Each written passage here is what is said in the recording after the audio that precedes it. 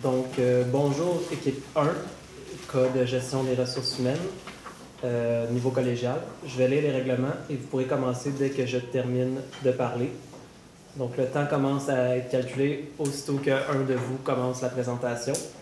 La durée de la présentation doit se situer entre 13 et 15 minutes. Une pénalité de 1 point par tranche de 30 secondes manquante ou excédentaire vous sera imposée. Le décompte du temps vous sera fait à l'aide de cartons que j'ai ici. Puis je vais vous afficher le temps restant à la présentation lorsqu'il restera 10 minutes, 5 minutes, 1 minute et 30 secondes. Le décompte des 10 dernières secondes sera fait à l'aide de mes mains. Lorsque votre présentation sera terminée, les juges auront le droit à une période de questions de 5 minutes. Et j'invite maintenant les juges à se présenter. Bonjour, mon nom est Gisèle Renette, je travaille avec le Québec. Bonjour, Marie Lachon, enseignante principale des ressources humaines de Saint-Claude. Bonjour, Alexandre Veil, conseillère en ressources humaines de Saint-Claude. Bonjour, Anne Caron, directeur de projet chez Saint-Claude. Bonjour. Bonjour, c'est Adam Ramadi, puis aujourd'hui je représente la compagnie Mode de Parts, spécialiste dans l'air. Bonjour. Ok, on peut commencer? Oui. Bon, bonjour tout le monde. J'espère que vous allez bien. Nous, on est vraiment en super forme. En fait, on pète le feu. On est vraiment contents d'être ici aujourd'hui. Merci de nous avoir invités. Merci de nous avoir choisi notre entreprise pour répondre à ce beau mandat-là. On a travaillé super fort, puis je suis persuadée qu'on va avoir trouvé les meilleures solutions pour répondre à votre mandat et réussir à avoir les objectifs là, que vous souhaitez réaliser dans le proche futur. Donc, sans plus tarder, laissez-moi vous présenter ma merveilleuse équipe, qui est constituée de Sarah Bilodeau, de Pierre-Emmanuel Lapointe et de moi-même, Alexandra Bouchard. Pour ce qui est de la présentation, on va commencer avec l'analyse interne-externe de l'entreprise. On va continuer avec le mandat, les solutions. Ensuite, on va vous parler des échéanciers. On va finir avec un peu le budget, voir la répartition du budget et on va terminer avec la conclusion. Donc, je vais laisser la parole à ma collègue pour le FFOM. Bonjour, pour ce qui est d'analyse à la peine des forces et des faiblesses, on constate que vous avez déjà un excellent taux de rétention, soit 95%, qui est au-dessus de la moyenne du marché, qui est à 91%. Donc, c'est excellent. Vous offrez également des excellentes conditions à tous vos employés, ce qui est un excellent avantage. Vous dégagez une belle esprit d'équipe et un beau dynamisme, vous avez des belles valeurs à transmettre. Pour ce qui est des petites faiblesses, il y aurait peut-être la procédure d'embauche qui est très longue, et ce serait peut-être de relancer puis de créer apporter certaines touches pour rendre l'aspect moins lourd. On va vous donner plus de détails un peu plus tard. Pour ce qui est du site web, de la section carrière, les valeurs sont peut-être un petit peu moins accrocheurs, sont moins démontrées de manière valorisante. Ce serait peut-être de changer le visuel. Pour ce qui est des menaces, excusez-moi. Pour ce qui est des opportunités et des menaces, les opportunités en ce moment, c'est que vous avez une très grande notoriété, ça c'est excellent, et que ça vous permet d'avoir une grande flexibilité pour les choix de carrière. L'économie en ce moment en plus, est très favorable, fait qu'il ne manque pas de contrats ou de concurrence sur le marché, fait que ça vous donne un bon avantage en ayant une grande notoriété. Pour ce qui est des menaces, en ce moment, bien sûr, c'est la même un peu pour toutes les entreprises, on a de la difficulté à embaucher une très bonne main-d'œuvre, de maintenir nos employés. Fait qu'on va voir qu'est-ce qu'on pourrait faire pour garder nos employés en ce moment qu'on a déjà en entreprise. Bon, pour ce qui est du mandat, on comprend qu'on a un besoin urgent d'une équipe de travail de 4 employés qui sont spécialisés pour répondre à des besoins vraiment spécifiques dans un futur qui est très rapproché. Donc, présentement, on est à la recherche non seulement de 4 employés, mais on recherche les bonnes personnes. On recherche les personnes qui ont les bonnes compétences.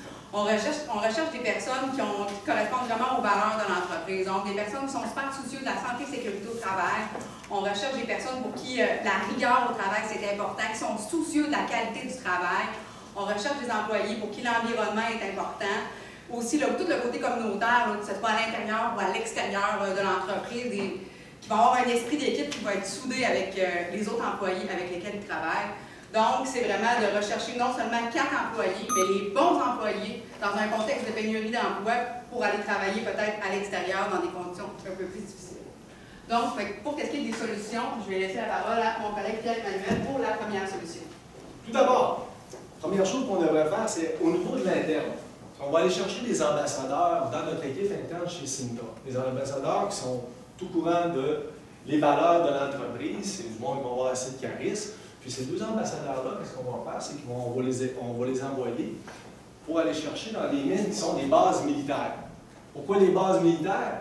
Bien, les personnes militaires, c'est des personnes qui sont, disons, très rigoureuses. On est habitué d'avoir des normes, de les suivre. Puis, la première tâche qu'on a aussi, c'est notre mission. On est axé sur la mission. Donc, les anciens militaires, la tâche, ils sont habitués de ne calculeront pas leurs heures, sont habitués d'accomplir la mission et que la mission soit faite comme il faut, sans être obligé de retourner pour refaire le travail.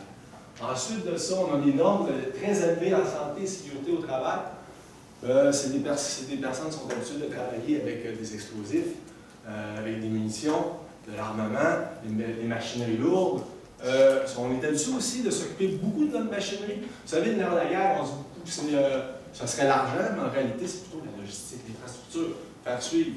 Si notre équipement ne suit pas, ça ne marche pas. Donc, les militaires sont très habitués à garder leur équipement fonctionnel. Puis, c'est un esprit d'équipe qui va être très fort, les militaires. On est habitué de travailler ensemble, de régler nos conflits rapidement ensemble. On est capable aussi d'être disponible, d'aller sur une tâche en 10 secondes, on peut aller à l'extérieur d'un pays ou quoi que ce soit. Donc, on est habitué de travailler à l'extérieur dans des conditions qui sont assez rigoureuses parce que votre tâche, les 4 travailleurs, c'est dans la Côte-Nord pour le plan Nord. Donc, c'est des conditions qu'on pourrait dire que les anciens militaires sont plus ou moins habitués. Sur une même optique, on utiliserait nos ambassadeurs pour les utiliser pour qu'ils s'occupent des promotions sur nos réseaux sociaux. J'ai constaté que vous étiez déjà présents sur Facebook, Instagram, LinkedIn, et ça serait bien qu'ils fassent plus de promotions, plus de vidéos, que ce soit en direct, juste des publications qui démontraient tout le dynamisme, tout le côté humain, plus familial aussi de l'entreprise, parce qu'on voit beaucoup, c'est pas le travail, on voit des travailleurs, on sait qu'ils font de la construction, mais on voit pas tout l'aspect qui est autour, les activités qu'ils font pour les rassembler, toutes les activités sociales, l'intégration. Ils font beaucoup d'événements, que ce soit à l'été ou à l'hiver. Ils font des tournois de hockey, ils font des soirées, des feux d'artifice, mais c'est tous des éléments qu'on ne voit pas forcément et qui intéressent les gens, qu'on dit « Wow, ça fait une belle famille, j'aimerais essayer de participer ». Fait qu'en créant plus de promotion, plus de partage, ça irait chercher une clientèle qui est plus notre génération qui aime beaucoup les réseaux sociaux. Fait qu'on pourrait viser, il y aurait des partages qui pourraient se faire, on serait capable d'aller chercher plus peut-être une grande... se faire voir davantage par d'autres personnes qu'on n'aurait peut-être pas pensé.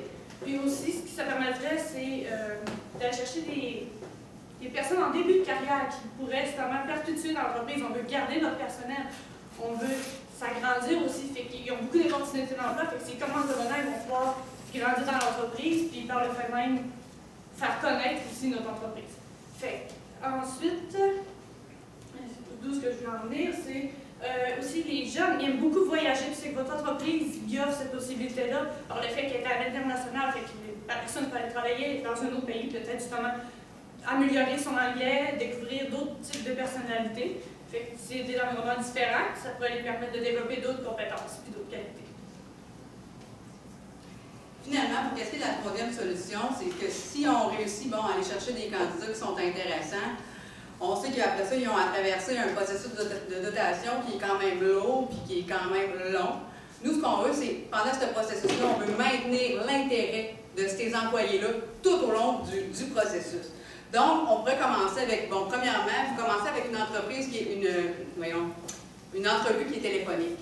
Donc, au lieu de faire quelque chose d'un peu plus formel, dire, bonjour, ça pourrait être peut-être de choisir quelqu'un pour cette entrevue téléphonique-là, qui est vraiment dynamique, quelqu'un qui va être axé sur les valeurs d'entreprise, peut-être un peu plus vendre l'entreprise, convaincre l'employé de venir travailler chez vous finalement. Fait que ce premier processus-là, ça pourrait être un peu, peut-être plus de la vente au lieu d'être quelque chose de formel.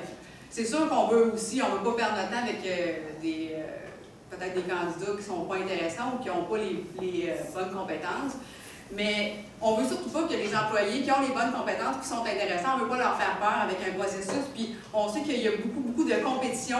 On va être sûr que ce soit nous qui mettons la main sur ces candidat-là et non pas les autres entreprises.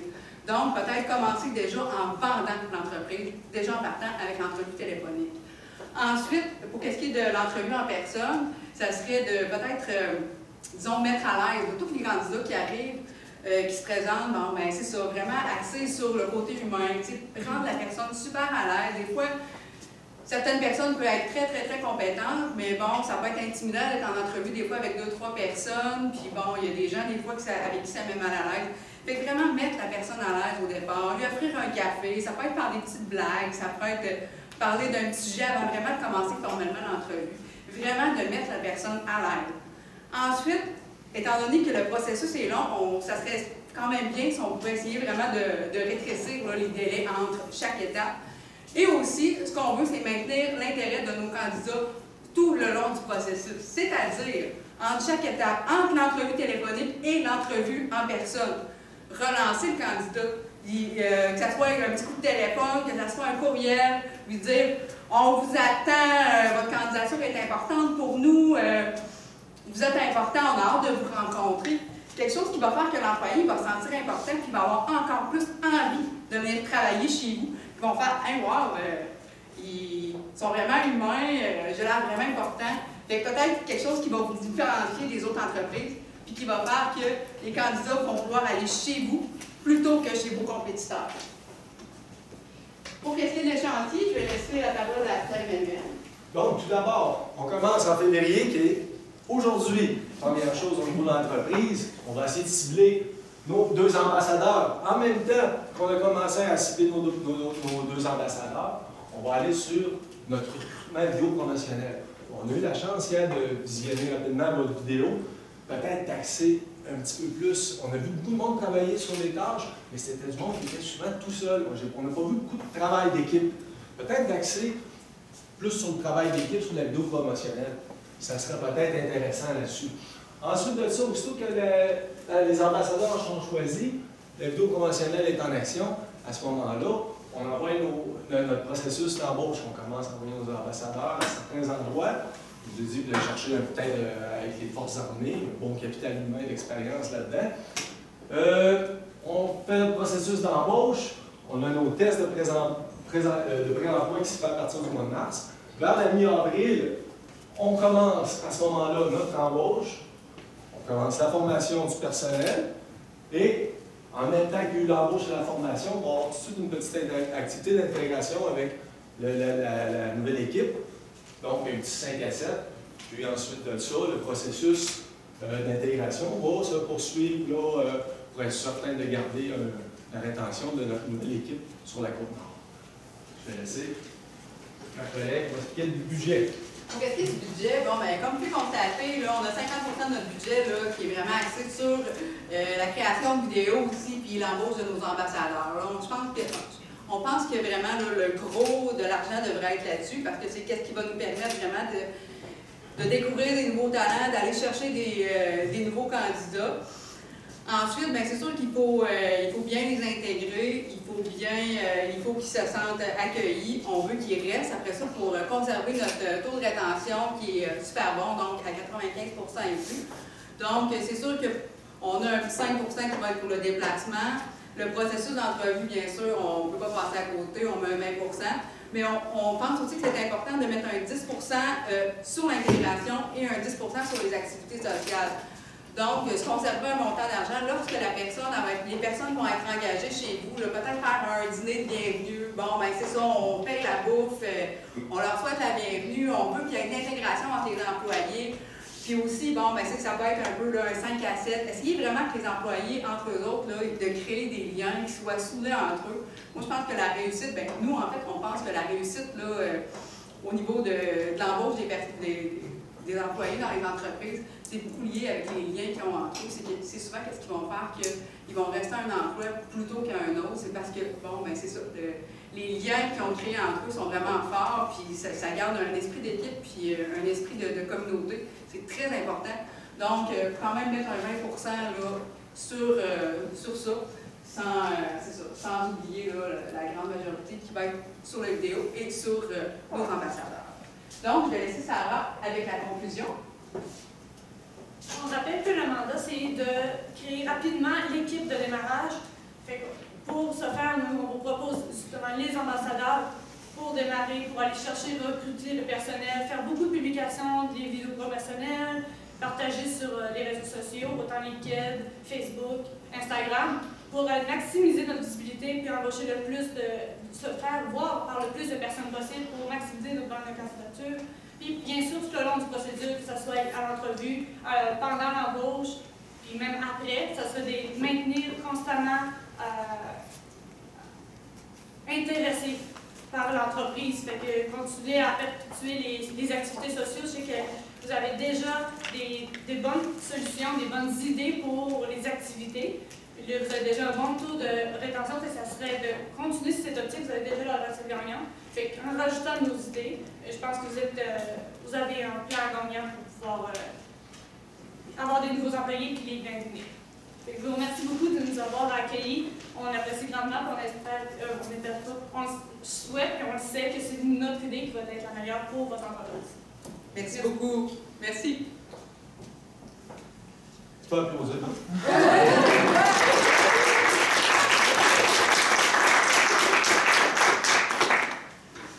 On peut maintenant passer à la période des questions. J'ai une question. Considérant que les gens sur la base militaire sont déjà en emploi et qu'ils ne possèdent pas de carte au niveau CCQ, comment comptez-vous faire en sorte qu'ils soient aptes à travailler sur les chantiers? Il y a certains métiers, je crois, qui ont les cartes de la construction, avec les ingénieurs de combat. Ils ont certains qui ont la carte. Puis le taux de roulement au niveau des Forces armées canadiennes, je crois que c'est le plus gros employeur au Canada. Le taux de roulement est assez. À chaque année, il y avait des salons d'emploi qui se passent à chaque fois aux écoles de convoi, comme ici, le quartier, Saguenay, puis des bases aussi en mer. Puis les contrats, ben, vous avez souvent des contrats, c'est de 4 ans. Des contrats de 10 ans, 20 ans, mais souvent ce qui arrive, c'est que les jeunes, après 4 ans ou 10 ans, sont prêts d'aller à un second emploi, ils vont dans les salons d'emploi, puis ils vont voir les optiques. Vous allez avoir beaucoup de personnes qui sont qualifiées avec les niveaux de santé, sécurité, travail, prendre des soins, déversement. C'est toutes des affaires qu'on est obligé d'avoir appris à nous-mêmes. Vous nous parlez des ambassadeurs dans les bases militaires. Comment vous allez rentrer dans les bases militaires? Exactement, le point de contact au niveau de la base, là, je ne peux plus vous le dire. Ça fait trop longtemps que je suis là, que je suis sorti. Mais faut passer par les opérations. On appelle ça les opérations au niveau des brigades. Puis les Forces armées font des salons d'emploi pour aider là, les anciens combattants. Nous autres, on a déjà des affaires de préétablies quand on va sortir, quand nos contrats sont finis. On n'est pas laissé à l'air libre ensuite à ça. Donc, il y a une certaine ouverture par rapport au... Il y a une certaine ouverture. Il y a 10-15 ans, on avait des salons de l'emploi, puis plusieurs entreprises venaient présenter et venaient chercher justement les militaires. C'est des bonnes ressources, c'est une qualification.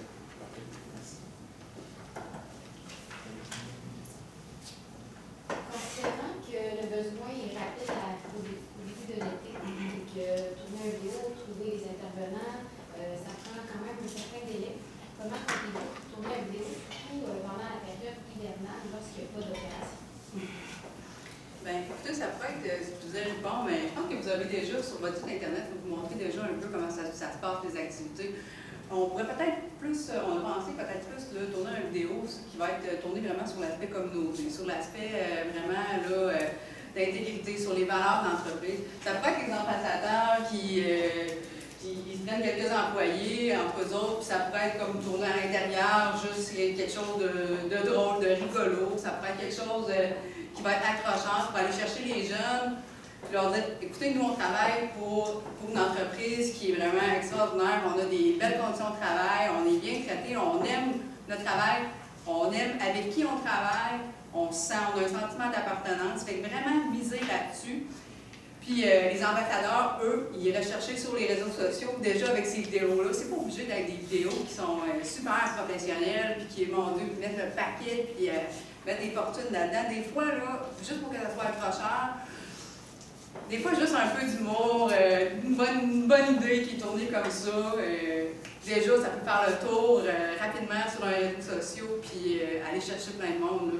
Fait que finalement, c'est juste les ambassadeurs, ça va être eux autres qui connaissent l'entreprise, ça va être eux autres qui dans le fond, ça va être leur responsabilité de trouver comme une idée accrocheuse, disons, là, pour la vidéo. Bien, ces personnes-là, ils vont s'implanter sur les réseaux sociaux avec cette vidéo-là. C'est pas obligé d'être quelque chose là, de super gros, super professionnel ou quelque chose d'accrocheur pour aller chercher peut-être une clientèle plus jeune. Une dernière question, Emmanuel, Alexandra, Sarah. Qu'est-ce que vous comprenez, vous savez, de la CCQ? Au service. De la CCQ, qu'est-ce que vous comprenez ou savez par rapport à la CCQ? À la CCQ. Commission de la construction. Oui. Malheureusement, moi-même, pas grand. J'ai jamais travaillé sur la construction. Donc, sur la commission de la construction, D'accord. On n'est pas des. Je vais faire juste une petite dernière question. T'as le temps encore? 30 secondes, 30 secondes. rapidement. Vous avez une bonne idée de maintenir un des candidats potentiels. Est-ce que vous avez pensé à tout ce qui se fait en ligne? Présentement, c'était vraiment dans la méthode avec les téléphones, la méthode un petit peu plus classique, si on veut, mais est-ce que vous avez pensé à tout ce qui est AdWords, tout ce qui est Google Analytics? Est-ce que vous avez une pensée sur ça? Je sais qu'il ne vous reste pas beaucoup de temps. Sarah, faut que tu répondes à ça. Ben, je ne suis pas certaine de comprendre exactement ce que tu cherches à savoir un peu plus comme information. Ben, en fait, est-ce que vous avez une stratégie plus web avec votre idée de maintenir l'intérêt des candidats potentiels? Ou c'était vraiment plus, vous y allez plus dans le... On peut les inciter à aimer nos pages, s'abonner sur nos comptes. C'est sûr, s'ils sont abonnés, ils vont voir nos publications. Tandis que s'ils ne sont pas abonnés, il y a forte chance que ça passe à côté. Fait qu'on peut, justement, quand ils sont intéressés par notre entreprise, leur demander de nous accepter sur nos réseaux sociaux pour qu'ils gardent toujours à jour les informations de notre entreprise. Et si on les a sur notre page, après ça, on peut les communiquer personnellement par, justement, Facebook. Même sur Instagram, tu peux avoir le même type que Messenger pour communiquer. C'est sûr que souvent, même moi, je peux filtrer mes messages par mon répondeur, fait que ça serait bien peut-être des texter aussi. C'est peut-être leur demander de quelle façon ils veulent le plus pour communiquer avec eux l'information. Parfait. Merci. On va devoir conclure. Merci.